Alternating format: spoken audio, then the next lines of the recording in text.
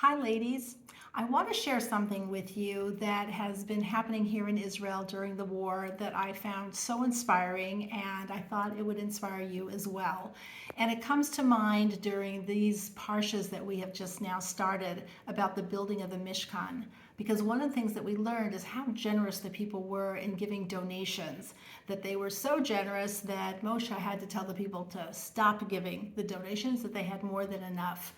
And within those donations, one of the things that was most remarkable were the women who gave their jewelry. And they gave it so generously, and they wanted it to be part of the building of the Mishkan.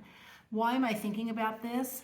So during the war, as we know, the families whose homes were destroyed in the South, they were burned to the ground, they were plundered.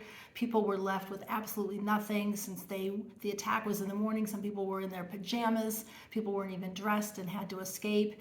And there has been a total outpouring of support that people have given. People have gotten clothing, and they've gotten dishes, and they've been taken care of in lots of the basic ways to help people get back up on their feet.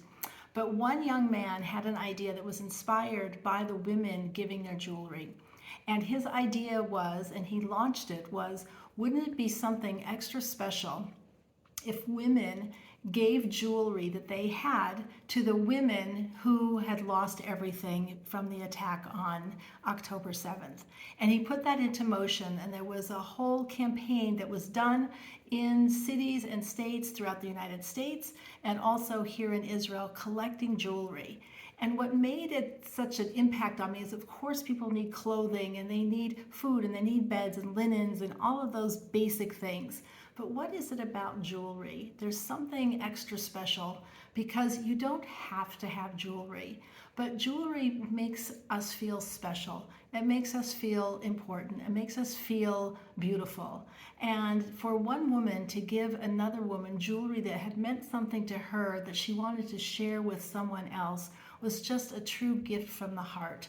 And they collected the jewelry, and they set up tables in the hotels where the displaced families were staying, so that women could come and shop and be able to pick something that was unique to them, that they liked, that made them feel pretty. And I just thought this jewelry is something that is extra special. So I don't know if we necessarily always all the time are giving people jewelry, but when someone does give you jewelry, it always says, I think you're special. I want you to have something beautiful, something extra that you don't have to have. And it makes me think about the jewelry we can give to people in lots of different ways. The way we talk to them, the way things that we say to them can also be verbal jewelry. That when we tell somebody something they don't have to hear, to give a compliment to them about something that we appreciate about them, to let them know in words, in action, in the expression on our face when we see them, that we think that they're special. We have a friend who used to live in Denver, and she no longer lives there, and I'm not going to say her name, let everybody think it's them. Whenever she would talk about anybody, she would always say, oh, so-and-so, they're so special. She said that about every single person she mentioned in any kind of conversation. And what I first of all felt was, I knew that if she was ever talking about me, that she probably said the same thing, like, oh, she's so special. How easy it would be for us to be able to look at the extra special beauty in other people, to acknowledge it, to say something to them or about them when we're talking about them, when referring to them, to give people jewelry, a little added sparkle that we see in them, that we want to share, that we want to give to them.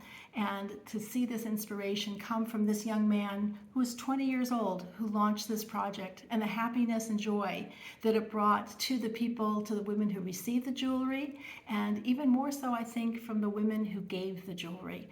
And to be able to give that extra something special to other people is really to make a connection that really is a building, a place of a mikdash, a holy place, a holy relationship, and a holy connection between people.